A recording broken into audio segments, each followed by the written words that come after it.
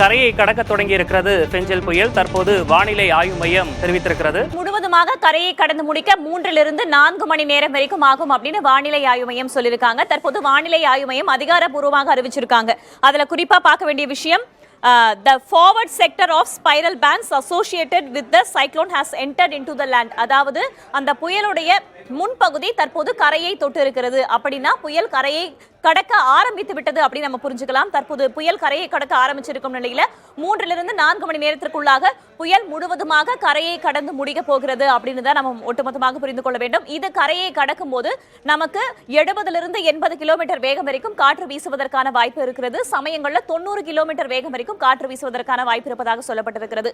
சென்னை தொடங்கி புதுவை வரைக்கும் நம்முடைய செய்தியாளர்கள் பல்வேறு இடங்களிலிருந்து, கடலோர பகுதிகளிலிருந்து தகவல்களை தந்த வண்ணம் இருக்கிறார்கள். அந்த கடலோர பகுதிகளில் காற்றுடைய வேகம் எந்த அளவுக்கு அதிகமாக இருக்கிறது, கடல் சீற்றம் எந்த அளவுக்கு அதிகமாக இருக்கிறது என்பது போன்ற தகவல்களை தொடர்ச்சியாக தந்து வந்தார்கள்.